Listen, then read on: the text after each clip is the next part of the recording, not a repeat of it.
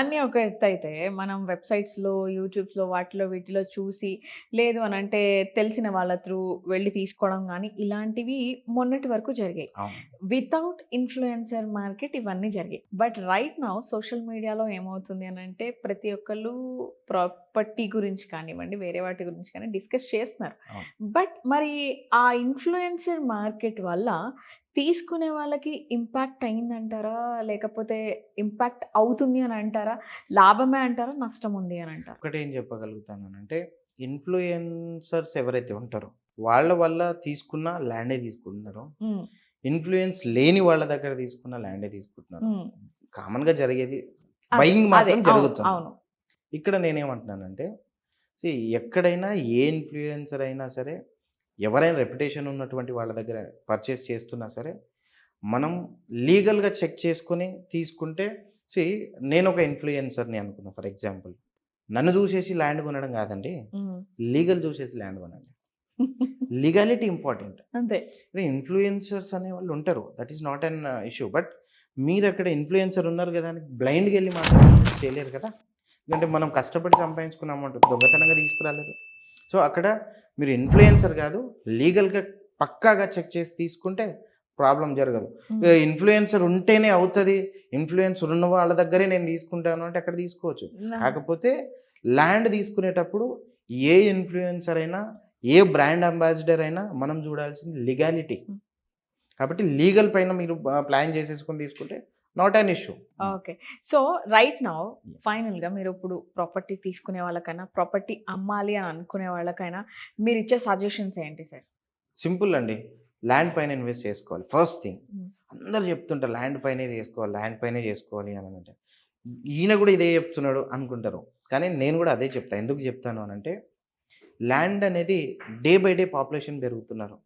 Land అనేది ఎక్కడ పెరగదు. అండ్ ఎప్పుడైనా డిమాండ్ అండ్ సప్లై అంటారు చూసారా? ఈ ల్యాండ్ పైన ఏదైనా మ్యానుఫ్యాక్చర్ చేయొచ్చండి.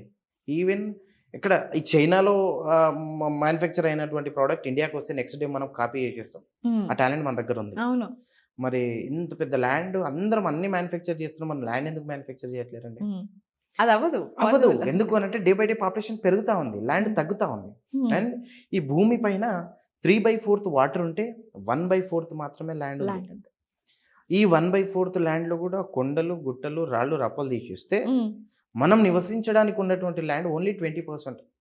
ఇదొక్కటి మనకు అర్థమైతే చాలు ల్యాండ్ పైన ఇన్వెస్ట్ చేయొచ్చు మనం హ్యాపీగా. And okay. అప్‌కమింగ్ జనరేషన్‌లో ఇప్పుడు ఢిల్లీలో చూస్తున్నాం, ముంబైలో చూస్తున్నాం. ఫీట్ హిసాబ్ సెంట్ వైస్‌లో ఫీట్ హిసాబ్ మనము ల్యాండ్ సేల్ చేస్తుర్రు. హైదరాబాద్‌లో ఎకరాలలో కూడా తీసుకునే ఛాన్స్ ఉంది మనకు. కానీ మనం ఏం ఆలోచన చేస్తాం అనంటే, ఇంకా పెరుగుతది గదా! పెరిగిన తర్వాత. లేదు అనంటే మార్కెట్‌లో ఇప్పుడు నేను చాలా వింటున్నా. దాదాపు ఎవ్రీ మంత్ నేను 40, 50 నుంచి 60 కస్టమర్స్‌కి నేను హ్యాండిల్ చేస్తా. వాళ్ళలో కామన్ క్వెషన్ ఏముంటది అనంటే, "సార్ మార్కెట్ కొంచెం డల్ ఉంది గదా! మార్కెట్ పికప్ అయిన తర్వాత నేను కొంటా." అంటే అది అది కరెక్ట్ కాదండి. సరే నేనే అడుగుతున్నాను. మార్కెట్ డల్ ఉంది గదా! మనం తీసుకోవడానికి గదా! మనం అమ్మడానికి కాదు. తీసుకోవడానికి అన్నప్పుడు డల్ ఉన్నప్పుడు తీసుకోవాలా? ఆ!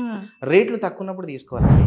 రేట్లు తక్కువున్నప్పుడు తీసుకుంటే మార్కెట్ పికప్ అయినప్పుడు అమ్మితే రిటర్న్స్ ఒస్తాయి. హ్మ్. కానీ నేను రేట్లు పెరిగిన తర్వాత లేదంటే మార్కెట్ మంచి ఫామ్‌లోకొచ్చిన తర్వాత తీసుకుంటా అంటే రూ. 10,000 ఉన్నటువంటి గజం అప్పుడు 15,000కి ఉంటాయి. లాస్ ఎవరప్పుడు? హ్మ్. హ్మ్. అబ్సల్యూట్‌గా బయ్యరే. హ్మ్. కాబట్టి బయర్స్ గూడా నా సజెషన్ ఏంటనంటే, ఎక్కడైనా సరే రేట్లు తక్కువున్నప్పుడు మార్కెట్ ఇప్పుడు బయర్స్‌కి మాత్రం this is the perfect time అండి. హ్మ్. ఎందుకనంటే ఇంకొక 1 ఇయర్, ఇంకొక 1, 1 ½ ఇయర్‌లో రేట్లు ఎక్స్‌పెక్ట్ చేయం మనం. ఇందాక మీరన్నారు 2024లో, 25లో మంచి అప్రిసియేషన్ ఉండింది అని జెప్పేసి, లేదంటే పెరిగినాయని జెప్పేసి. ఇప్పుడు జెప్తున్నాను.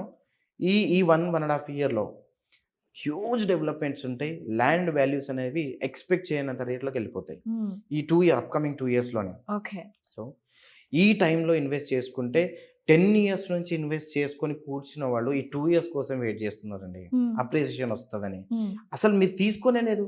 ఇప్పుడు తీసుకుంటే ఈ 2 ఇయర్స్‌లోనే మీకు అప్రిసియేషన్ వస్తున్నప్పుడు, ఆ 10 ఇయర్స్ వచ్చే అప్రిసియేషను మీరిప్పుడు తీసుకునే అప్రిసియేషన్ సేమ్ ఉంది. అంటే మీరే సేఫ్ ఇన్వెస్ట్‌మెంట్ చేస్తున్నట్టు. కాబట్టి ఎవ్వరైనా సరే ఇన్వెస్ట్ చేయాలనుకుంటే మేబీ ఓ 10,00,000 కావచ్చు, 15,00,000 కావచ్చు, 20,00,000 కావచ్చు. మీ బడ్జెట్‌కి తగ్గట్టు ప్రాజెక్ట్స్ ఉంటాయి. కొంచెం దూరమైనా పర్లే కనెక్టివిటీస్‌కి inside, regional ring road inside invest చేయండి. చాలా మంచి రిటర్న్స్ ఉంటాయి. ఎప్పటికైనా గోల్డ్ కావచ్చు, లేదంటే మనం షేర్ మార్కెట్స్ కావచ్చు, వీటిపైన ఇన్వెస్ట్‌మెంట్ చేయొచ్చు. ప్రాబ్లమ్ లేదు. కానీ నాట్ గ్యారంటీడ్ అనమాట. ఎప్పుడు ఎలా ఏం జరుగుతుందో అనేది గ్యారంటీ ఉండదు. అది ల్యాండ్ తీసి పెట్టుకున్నాం.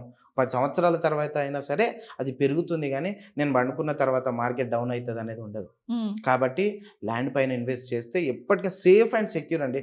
నిశ్చితంగా ఉండొచ్చు హ్యాపీగా. కాబట్టి చే కస్టమర్ ఎవ్వరైనా సరే ఇన్వెస్టర్స్ ప్లానింగ్ ఉంది అనంటే ఇమ్మీడియేట్‌గా ఎళ్లి ప్లాట్ తీసుకోవడం బెస్ట్ అనేది నా suggestion. Okay. Thank you so much sir. చాలా ఇన్‌సైట్‌ఫుల్ కాన్వర్జేషన్ జరిగింది మీతో. Thank you so much. Thank you. Thanks. So guys చూస్తున్నారు కదా, హైదరాబాద్ రియల్ ఎస్టేట్ గురించి చాలా సీరియస్‌గా ఉన్న బయర్స్ కానివ్వండి, ఇన్వెస్టర్స్ కానివ్వండి, డెఫినిట్‌గా ఈ వీడియో మీకు యూజ్ అవుతుంది. ఇలాంటి ఇన్‌సైట్‌ఫుల్ మెసేజెస్ కానివ్వండి, వీడియోస్ కానివ్వండి, మీకు కావాలి అంటే ఏం చేయాలో మీకు తెలుసు కదా. ఛానల్‌ని అయితే సబ్స్క్రైబ్ చేయడం అస్సలు మర్చిపోద్దు. ఇంకో గెస్ట్‌తో నేను మళ్ళీ మీ ముందుంటాను. అంతవరకు బాయ్.